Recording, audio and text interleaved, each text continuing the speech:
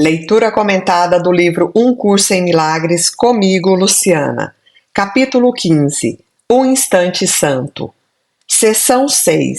Um Instante Santo e as Leis de Deus. É impossível usar um relacionamento às custas de outro e não sofrer culpa. E é igualmente impossível condenar parte de um relacionamento e achar paz dentro dele. Sob o ensinamento do Espírito Santo, todos os relacionamentos são vistos como compromissos totais e, apesar disso, não entram em conflito um com o outro, de forma alguma. A fé perfeita em cada um deles, pela capacidade de cada um de se satisfazer completamente, surge apenas da fé perfeita em você mesmo. E isso não pode ter, no caso aqui, essa satisfação completa, a gente não pode ter enquanto a culpa permanecer. E haverá culpa enquanto você aceitar e valorizar a possibilidade de fazer de um irmão o que ele não é por querer que ele seja assim.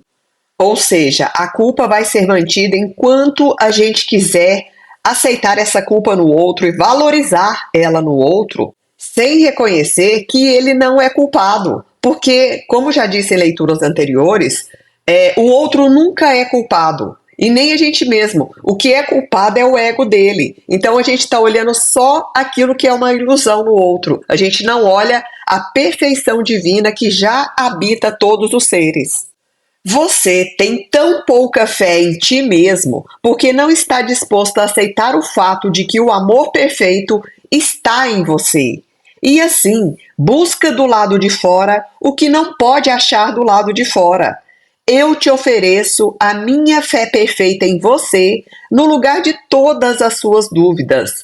Mas não se esqueça de que a minha fé tem que ser tão perfeita em todos os seus irmãos como é em você, ou seria uma dádiva limitada somente para ti.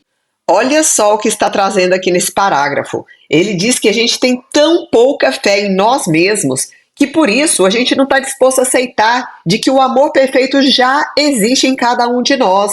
E por isso mesmo a gente está buscando fora aquilo que a gente nunca vai encontrar fora, porque a saída é sempre para dentro. Nada do que você pensa que te falta você vai encontrar no mundo externo.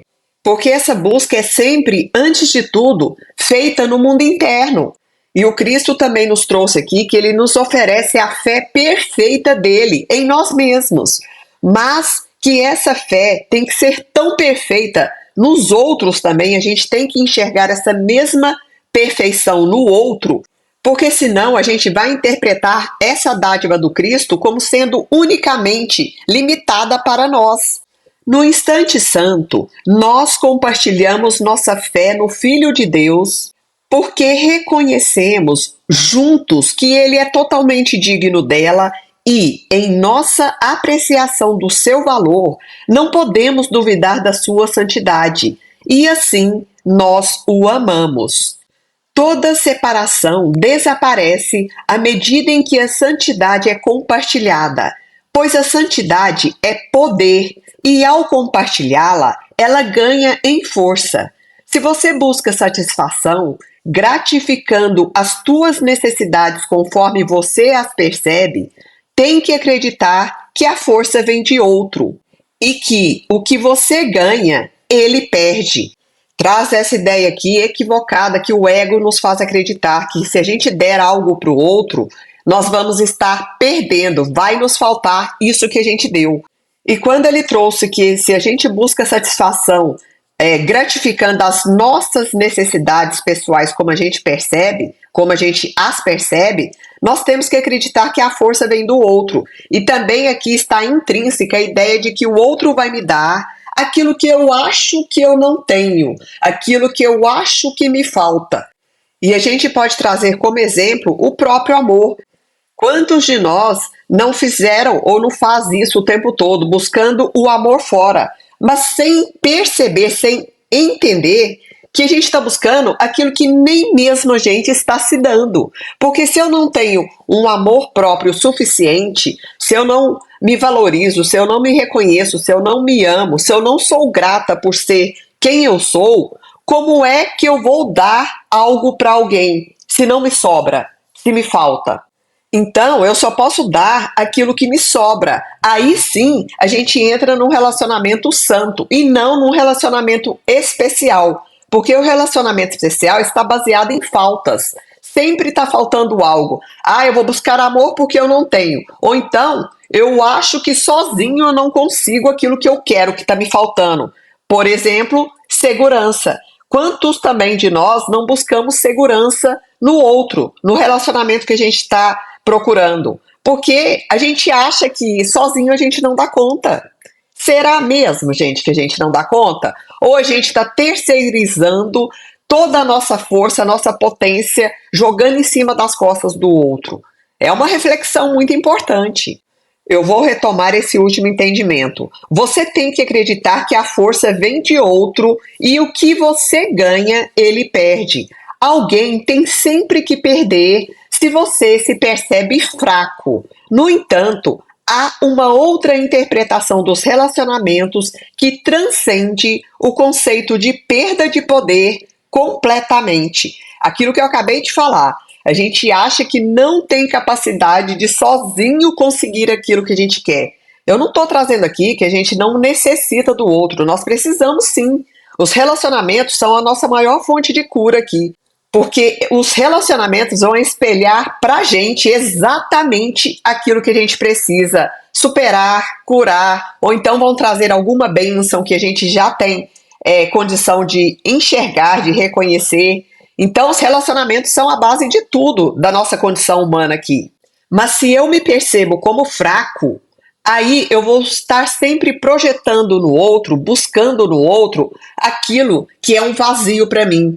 E com isso a gente acaba vivenciando relacionamentos muito rasos. Por quê? Porque o outro nunca vai poder te dar aquilo que só você tem capacidade de suprir no seu próprio ser. O outro pode sim complementar, agregar, unir forças contigo, mas nunca suprir algo que depende de você.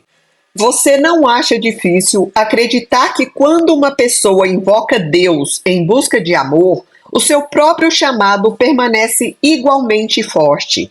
E nem pensa que quando Deus responde a ela, diminui a sua esperança de ser respondido. Ao contrário, você está mais inclinado a considerar o seu sucesso como uma testemunha da possibilidade do teu. No caso aqui, ele está trazendo que a gente está mais inclinado a considerar o sucesso do outro, de ser atendido nesse pedido a Deus em busca de amor, como uma prova de que é possível para nós também termos sucesso nessa possibilidade de ser atendido por Deus. Isso acontece porque você reconhece, por mais vagamente que seja, que Deus é uma ideia e assim a sua fé nele é reforçada pelo compartilhar. O que você acha difícil aceitar é o fato de que, como seu pai, você também é uma ideia. Olha que incrível! Traz aquele conceito do Kybalion, né? Que o todo é mente, o universo é mental. Deus é uma grande consciência e nós somos pensamentos da mente de Deus. Então, por um lado, a gente acredita sim que Deus é uma ideia, mas por outro lado, a gente acha difícil aceitar esse fato de que se Deus é uma ideia e eu sou filha dele, como é que eu também não posso ser uma ideia? Como eu não sou um pensamento na mente dele? E continua, e assim como ele, você pode dar a si mesmo de forma completa, sem perder coisa alguma, apenas ganhando. Aqui está a paz, pois aqui não há conflito. Traz o conceito de extensão. Então, o que se comunica? São sempre as mentes, os pensamentos. Corpos não se comunicam. Corpos são veículos de manifestação da mente. Então, ele está trazendo que a gente pode dar sem perder coisa alguma. Por isso fala da extensão do amor, da extensão da alegria, do respeito, da paz, da extensão do perdão, porque eu estou dando aquilo que eu não vou perder. Porque se eu já tenho isso bem esclarecido, suficientemente nutrido dentro de mim, eu não perco, eu só aumento. É o dar e receber que amplia e não diminui em nada aquilo que eu já estou estendendo. No mundo da escassez, o amor não tem significado e a paz é impossível, pois o ganho e a perda são ambos aceitos, e assim ninguém tem consciência de que o amor perfeito está dentro de si mesmo. No instante santo, você pode reconhecer a ideia do amor em ti e unir essa ideia com a mente de Deus que a pensou e que não poderia abandoná-la. Mantendo-a dentro de si mesma, não há perda. Ou o que ele está trazendo? Que no instante santo a gente tem conexão, acesso a esse entendimento de que a ideia do amor, que o amor já está dentro de cada um de nós. E unindo essa ideia com a mente de Deus, que pensou essa ideia e que estendeu essa ideia, nós precisamos apenas reconhecer que essa ideia do amor já está dentro da nossa mente e que não existe perda por estender o amor. Assim, o instante santo vem a ser uma lição que ensina como manter todos os teus irmãos na sua mente, experimentando não a perda, mas a completeza. Daí se segue que só pode dar. E esse dar é a extensão do amor, pois só isso é natural, de acordo com as leis de Deus. No instante santo, as leis de Deus prevalecem e só elas têm significado. As leis desse mundo deixam de ter qualquer significado, porque as leis desse mundo, elas denotam que se eu dou alguma coisa, eu estou perdendo, eu vou ficar sem, eu vou me limitar naquilo que eu estou dando. Então, é completamente o oposto. Nas leis de Deus, quanto mais eu dou, mais eu recebo, mais eu amplio, mais eu fortaleço em mim mesmo e no mundo. Quando o Filho de Deus aceita as leis de Deus como o que ele quer com contentamento, ou seja, com alegria, é impossível que ele fique preso ou limitado de qualquer maneira. Nesse instante, ele é tão livre quanto Deus quer que ele seja, pois no instante em que se recusa a ser limitado, não é mais limitado. Então, sempre que eu limitar a minha própria extensão daquilo que eu vou dar, que eu vou oferecer ao outro e ao mundo, eu estou me vendo como um ser limitado. Mas sempre que eu estender, eu estarei me tornando mais ilimitado. E isso me coloca em estado de perfeita unicidade com o Criador e com toda a criação. No instante santo, não acontece nada que não tenha sido sempre. Ou seja, o instante santo, nós já falamos, é aquele momento em que a gente acessa a nossa eternidade. Somente o véu que havia sido colocado sobre a realidade é erguido. Trazendo um parênteses aqui, quando a gente vem para essa condição humana, é como se a nossa visão espiritual fosse encoberta por diversos véus. Por isso que tem muitas tradições espirituais, culturais, que falam sobre os véus de Maia, o véu que obscurece a nossa visão espiritual, que não nos deixa lembrar de quem realmente somos. E a retirada desses véus vai acontecendo ao longo da vida gradativamente. Mas tem pessoas que conseguem desfazer desses véus de uma só vez, dependendo do impacto, do nível do despertar dela. Então, vou retomar aqui um pouquinho. No instante santo, não acontece nada que não tenha sido sempre. Somente o véu que havia sido colocado sobre a realidade é erguido. Nada mudou.